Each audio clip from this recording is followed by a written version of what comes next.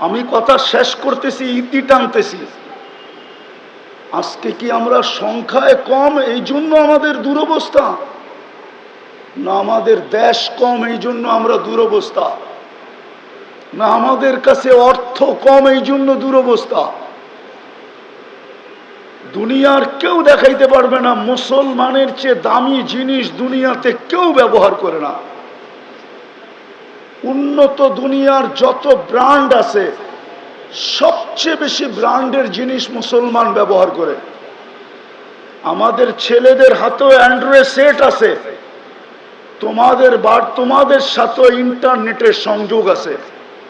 মাদ্রাসা যতই কড়াকড়ি করুক না কেন, চুপে চুপে তোমাদের সাথে ইন্টারনেটের সংযোগ আছে। ইন্টারনেটে জিজ্ঞাসা করো দুনিয়ায় ম্যাকডোনা বেশি খায় কে, ইন্টারনেটে জিজ্ঞাসা করো কেএফসি কারা বেশি খায়, ইন্টারনেটে জিজ্ঞাসা করো রাডু ঘড়ি কারা ব্যবহার করে, ইন্টারনেটে জিজ্ঞাসা করো দুনিয়ার সবচেয়ে দামি গাড়ি কারা চালায়, ইন্টারনেটে জিজ্ঞাসা করো দুনিয়ার ব্র্যান্ডের কাপড় কারা বেশি পড়ে। আমার কথা বিশ্বাস না হইলে এই মজমার পুরা আমি দায় দায়িত্ব নিতে রাজি। যদি বিল গেটসের কোনো প্যান্ট $300 উপরে কেউ দেখাইতে পারে, ওর জুতা আমার গাল। যদি ওর কোনো শার্ট $300 উপরে কেউ দেখাইতে পারে, কিন্তু আমাদের দেশে পাওয়া যাবে সাধারণ মানুষ হাজার হাজার টাকা ডলারের শার্ট পরে, হাজার টাকা ডলারের গেঞ্জি পরে, গেঞ্জি। আমি চিনি ওদেরকে। আমরা নির্যাতিত কেন, নিষ্পেষিত কেন, ঘৃণিত কেন, অবহেলিত কেন? বিজাতির কথা বাদেই দিলাম, আমার সমাজ আমাকে ঘৃণার চোখে দেখে কেন? কিছু বললেই আমার উপরে মৌলবাদী ট্যাগ লাগায় কেন? অতীতে তো দেখা আসলাম জঙ্গি ট্যাগ লাগাইলো কেন? বিভিন্ন অপবাদ দেয় কেন? কারণটা কি? বিজাতির সমাজ তো বাদেই দিলাম, সিরাত তো এই জন্য ছিল না। আমি আলোচনাকে নিষেধ করতেছি না, শুধু আলোচনাই হবে এই জন্য তো সিরাত ছিল না। মুহাম্মদুর রাসূলুল্লাহর আবির্ভাব তো এই জন্য ছিল না যে শুধু দুনিয়াতে আসবে আমরা আলোচনা করব। শুধু তো এই জন্য ছিল না যে কিতাবে লিখবে আর আমরা পড়ব।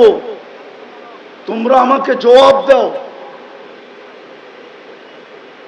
যারা আসবে ওরা তোমাদেরকে বড় গরম গরম শোনাবে, আমি জানি। আমি ঠান্ডা হুজুর, আমি গরমে বিশ্বাসী না। আমি সব সময় থাকি এসির ভিতরে, এই জন্য আমি ঠান্ডাই থাকি। আলহামদুলিল্লাহ সুম্মা আলহামদুলিল্লাহ। আমি গাড়িতে থাকলো এসিতে থাকি, বাসায় থাকলো এসিতে থাকি, এই জন্য আমার বয়ান ঠান্ডা ঠান্ডা। আমি তোমাদেরকে জোশে আনতে পারবো না, কিন্তু আমি বিবেকের পর্দা খুলতে চাই। বলো কেন আমরা 90% মুসলমানের দেশেও আমরা নির্যাতিত? আমরা কেন মৌলবাদী? আমরা কেন, আরে কেন আমরা জঙ্গি ট্যাগ লাগানো? কেন আমাদের উপরে আঙ্গুল উঠায়? এক রিক্সাওয়ালা পর্যন্ত আমাদেরকে সইতে পারে না। রিক্সাওয়ালা পর্যন্ত সামনে পড়লে গালি দিয়া বলে, ও মোল্লা সরো। সমাজের কোন চোখে আমরা উপরে? কেন আজকে মুসলমানের এই দুরবস্থা? অথচ যেই দিন সংখ্যাই ছিল না, যাদের প্রশংসা আল্লাহ করে, ওদের চেহারা দেখা কি করতেছে? দুনিয়া তো কবর কম দেখলাম না। এক ফিলিস্তিনেই তো দেখলাম 45,000 সাহাবাদের কবর, কিন্তু কোনোটা তো আমাদের কবরের চেয়ে বড় দেখলাম না। আমি তো অহংকার করে বলতেছি না, 1.25 লক্ষ সাহাবার ভিতর থেকে 2-4 হাজার হবে আমি দেখি নাই চোখে। ওনাদের স্থান বাকি তো সবই দেখা শেষ, কিন্তু কোনো একটা কবর তো লম্বা পাইলাম না যে আমাদের চেয়ে লম্বা ছিল। বলো, সংখ্যায় তো ছিল না, কিন্তু ওনাদের দাপট সারা দুনিয়ার উপরে চলতো কি করে? কি করে চলতো, কোন জিনিস দিয়ে চলতো? পারস্য সম্রাটের বাহাদুর, পারস্য সম্রাটের দূত, চিফ অফ স্টাফ, ইন্টেলিজেন্সের চিফ পারস্য সম্রাটকে বলতে বাধ্য হয়েছে, হুম ফিন নাহারি ফারসান ওয়া ফিল লাইলি রুহবান। আজকে কোথায় রাসূলুল্লাহ সাল্লাল্লাহু আলাইহি ওয়াসাল্লামের সিরত? সত্য এটাই, এক কথা দিয়ে শেষ করতেছি, লম্বা করার সুযোগও হাতে নাই। যদিও কবি বলছেন, কিন্তু পুরা সারমর্ম ঢুকায়া দিছেন। क्या वफा तूने मोहम्मद से तो हम तेरे हैं, ये दुनिया क्या चीज है लौह कलम तेरे हैं। আজকে আলোচনা হইতেছে, লেখো লেখানি হইতেছে, চিল্লানি হইতেছে, কিন্তু আমার জাতি মুহাম্মদুর রাসূলুল্লাহর আদর্শে আদর্শবান না। আজকে আমার স্কুল কলেজের ছেলেরা, ইউনিভার্সিটির ছেলেরা, আমার সমাজের বুদ্ধিজীবীরা, আমার সমাজের সুশীলরা, আমার সমাজের প্রত্যেক ব্যক্তি রাসূলুল্লাহর আদর্শকে মানতে রাজি না। যদিও ইমাম বুখারী রহমতুল্লাহ আলাইহি বুঝাইতে চাইছিলেন, কিন্তু আমরা পড়ছি বটে, পড়াইছি বটে, বুঝাইতে পারি নাই, জাতিকে আদর্শ বুঝাইতে পারি নাই। ইমাম বুখারী রহমতুল্লাহ আলাইহি এক জায়গায় লেখেন নাই, বহুত জায়গায় লেখছেন এই হাদিসকে, যে কবরে সর্বপ্রথম প্রশ্ন হবে, মা কুনতা তাকুলু ফি হাদার রাজুলি মুহাম্মাদিন। কিতাবুল জানায়েজ এই হাদিস আছে, এক জায়গায় নাই, 10 জায়গায় আছে। আমার মনে হয় ইমাম বুখারী কায়েলি এক সুয়ালে, যে কবরে প্রমাণ করতে হবে মুহাম্মদুর রাসূলুল্লাহর আদর্শে কতটুকু আদর্শবান ছিল। এটা যে প্রমাণ করবে, তার বাকি 2 প্রশ্নের প্রমাণ হয়ে যাবে। যদি এটা প্রমাণ না করতে পারে, উঠান বুখারী। আমার পিছেও যারা আছে এরা হয়তো কেউ কেউ বুখারী পড়ায়, শাইখুল হাদিস এখানে হবে।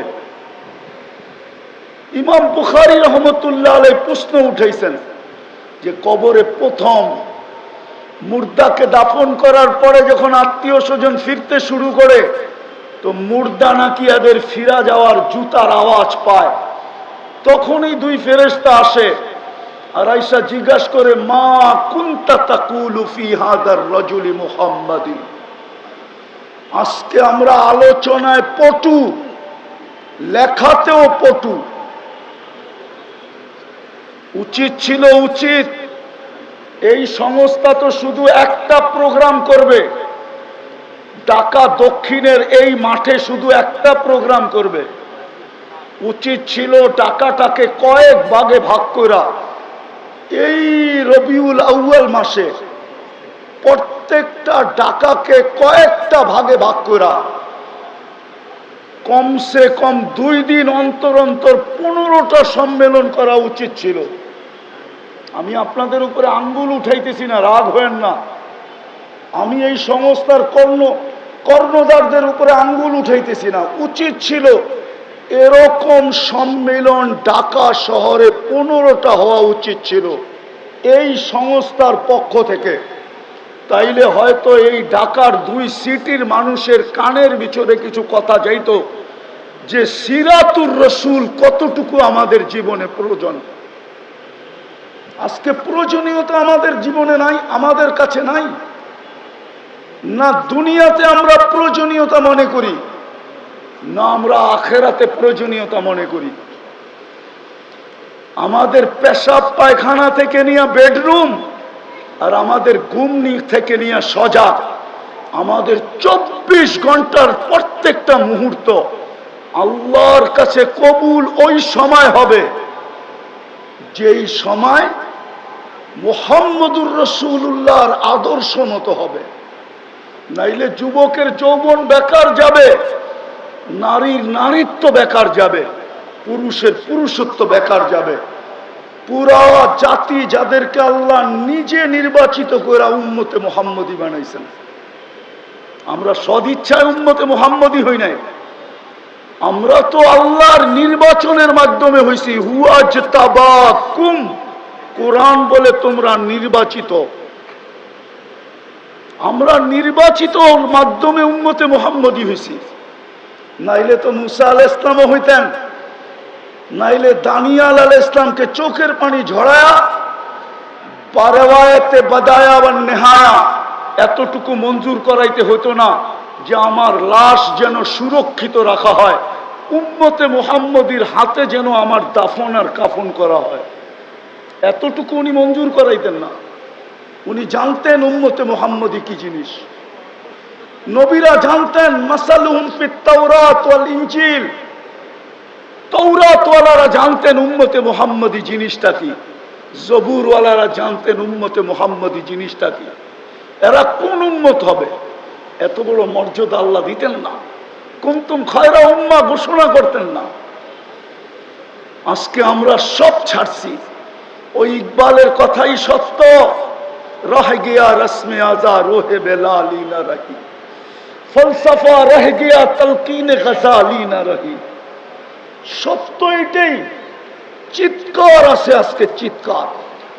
নবীর আদর্শ নাই, যার কারণে দেশ আছে তারপরও নির্যাতিত, সংখ্যা আছে তারপরও নির্যাতিত। নাই কোন জিনিস? কেউ কেউ আমাকে বলবে আমাদের কাছে অ্যাটম বোম নাই। অ্যাটম বোমও তো মুসলমানের কাছে আছে, নাই কোন জিনিস? যদি অ্যাটম বোম দিয়েই জিতবে, তাহলে আমি একটা প্রশ্ন তুলি। প্রশ্ন, মুসলমানের ইসলামের সবচেয়ে বড় যুদ্ধ বদরের যুদ্ধ। যদি সংখ্যার দিক দিয়ে দেখি তো 313 জন, যদি অস্ত্রের দিক দিয়ে দেখি তো তলোয়ার 3টা। বলুক আমাকে দুনিয়া, মুসলমান জিতছে না হারছে? হ্যাঁ, সামনে তো 1000-এর উপরে, 313 জন জিতলো কি করে? সামনে তো 1100 তলোয়ার, এইখানে তো শুধু 3টা তলোয়ার। 3 তলোয়ার দিয়ে জিতলো কি করে? আর শুধু জিতা, শুধু জিতা, শুধু জিতা যদি হয়তো মনকে মেনে নিতাম। ইতিহাসের পাতায় এমন জিত আসবে কিনা কিয়ামত পর্যন্ত কেউ বলতে পারবে না। আজ পর্যন্ত যত জিত হয়েছে, বদরের মতো জিত দ্বিতীয় হবে কিনা ওলামা আমাকে বলুক। যদি ভুল বলি ওনাদের জুতা আমার গাল রেডি আছে। বলুক এত বড় জিত হয়েছে কিনা, আর হবে কিনা এত বড় জিত। কাফেরদের সমস্ত মাথা মাটিতে মিশিয়ে দিছে। আবু জাহেলের মতো ব্যক্তিত্ব কলিবে বদরে, বড় বড় উতবা, সাইবা, রবিয়া সব কলিবে বদরে অস্ত্র দিয়ে জিতলো না কেন? আল্লাহ তো কোরআনে বলতেছে আমি জিতেছি। আর জিতাবো না কেন? তোমরা আমার বন্ধুর আদর্শে আদর্শবান, রঙে রঙিন, সব ছুটতে পারে। হায়, ছোট একটা শূন্য তো ছুটতে পারে না। যদি ছুটত তাইলে উমর কেন চিৎকার দিত, আত্রুকু সুন্নাত হাবিবি লিহাউলাইল হুমাকা, এদের জন্য নবীর সুন্নত ছেড়ে দিব। আজকে তো আমাদের ছেলেদের কাছেও সুন্নত নাই। পড়াই তো আমরা শুধু হাদিসের সংযোগ রাখার জন্য পড়াই, নাইলে ছেলেদের অবস্থা দেখলে পড়াইতে মনে চায় না। আমরা যেই জমানায় পড়ছি আর আজকে যারা পড়ে, আমাদের মাদ্রাসাগুলো তো চলে আসছে স্কুলের সিস্টেম। ওস্তাদকে ছাত্রদের ভয় নিয়ে পড়াইতে হয়। বলুক হুজুর সত্য বলতেছি না মিথ্যা বলতেছি?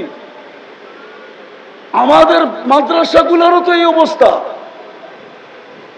টুপি দাড়ি কি আসল? আসেন এইখান থেকে অঙ্গীকার করি, অঙ্গীকারবদ্ধ হই। যতদিন পর্যন্ত আমরা ইউটার্ন না নিব, কোরআন এটাই বলে লাআল্লাহুম ইয়ারজিউন, যতদিন পর্যন্ত আমরা নবীর আদর্শে আদর্শবান না হব। হায় হায়, আমি আপনাদের বিরুদ্ধে না, আমিও আপনাদের পক্ষে। রিজাল্ট যতদিন পর্যন্ত তৈরি না হবে, রিজাল্ট যতদিন পর্যন্ত তৈরি না হবে, রিজাল্ট যতদিন পর্যন্ত তৈরি না হবে। 16 বছর আমরা দেখা আসছি, দাবায়া রাখতে এতটুকু রাখা হয়েছিল যে বিরুদ্ধে স্বপ্নে পর্যন্ত ভাবা যেত না। স্বপ্নেও যদি ঘুমের ঘোরে ভাবতো তো উঠা দেখতো হ্যান্ডকাপ নিয়ে দাঁড়ায় আছে। আজকাল টেকনোলজি এতটুকু উন্নত যে স্বপ্নে কি দেখতেছে ওইটাও ট্যাগ হইতেছে, ট্যাগ। বিশ্বাস হয় না? এখন গুগলে যে জিজ্ঞাসা করেন গুগলকে যে মুফতি নজরুল ইসলাম কাসেমি কোথায় আছে, তো গুগল সাথে সাথে অ্যান্সার দিবে যে এই মাঠে বয়ান করতেছে। বিশ্বাস? আমি জানতাম না এটা, আমি জানছি কয়েকদিন আগে। রাজবাড়িতে যাওয়ার পর একদিন আমাকে একজন জিজ্ঞাসা করতেছে, হুজুর আপনি সব কিছু গুগল ট্যাগ করে, বিশ্বাস হয় না? তো ওর সাথে সাথে গুগলকে জিজ্ঞাসা করে দেখাইতেছে এই যে আপনি রাজবাড়িতে বসা, গুগল বলতেছে। অতীত 16 বছর আমরা দেখা আসছি, কিন্তু দাবায়া রাখা যায় নাই, বোম ফুটার মতো ফুটছে, ঠিক না? সত্য তো? এখন আসতে বলেন কেন? এতক্ষণ তো শুনতেছিলাম, খুব জোরে বলতেছিলেন। জোয়ার আসছে তো সব পয়সা গেছে। মিডিয়াওয়ালাদেরকে 16 বছর দেখতাম তেল মারতে মারতে মারতে তেলের দাম বাড়ায় দিছিল, আবার তেল ছাড়া কিভাবে পাকাইতে হয় ওইটাও পেপারে লিখতে শুরু করছে।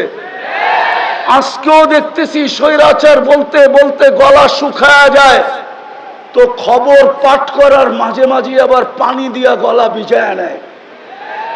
দেখতেছি তো আমরা। আপনাদেরকে আমি বিরুদ্ধে না, রিজাল্ট যদি তৈরি না হইল তাইলে স্লোগান দিয়ে কিচ্ছু করা যাবে না, আলোচনা দিয়ে কিচ্ছু করা যাবে না, লেখা লেখনি দিয়ে কিচ্ছু হবে না। আমাদেরকে বুঝাইতে হবে জাতিকে যে সিরাতের কতটুকু প্রয়োজন, এই দুনিয়ায় রাখি কতটুকু, মৃত্যুর পরে রাখি কতটুকু, মুহাম্মদুর রাসূলুল্লাহ আজকে প্রয়োজন, জোরের জন্য, মিলের জন্য, মহব্বতের জন্য, ভালোবাসার জন্য, সুখের জন্য, শান্তির জন্য। হ্যাঁ, আমি জুমায় বলছি যে আপনি খালি গায়ে দেখাইতে পারবেন সাহাবাকে যে গায়ে কাপড় নাই, পায়ে জুতা নাই, পেটে ভাত নাই, মাথা গুছার ঠাঁই নাই, আপনি দেখাইতে পারবেন। আপনি দেখাইতে পারবেন যে ঠাঁই নাই, কিন্তু আপনি এটা দেখাইতে পারবেন না যে সুখ নাই। এটা ইতিহাসবিদ দেখাইতে পারবে না শান্তি নাই, এটা দেখাইতে পারবে না জোর নাই, এটা দেখাইতে পারবে না মিল নাই, এটা দেখাইতে পারবে না মোহাব্বত নাই, এটা দেখাইতে পারবে না ভালোবাসা নাই, এটা দেখাইতে পারবে না সহানুভূতি নাই, এটা দেখাইতে পারবে না সিম্পেথি নাই। সহানুভূতি, যুদ্ধের ময়দানে সহানুভূতি দেখেই তো দুনিয়া পাগল হয়ে গেছে। কে শিখাইছিল? পানি বইলা চিৎকার দিছে, আর আপন ভাই তো পানি নিয়ে ছুটে গেছিল, কিন্তু পাশের লোকটা যখন বলছে পানি, তো আপন ভাইকে বলছে আমার চেয়ে পিপাসিত বেশি। ওইখানে যখন বলছে তো তৃতীয় আওয়াজ আসছে পানি, তো দ্বিতীয় বলছে আমার চেয়ে পিপাসিতও বেশি।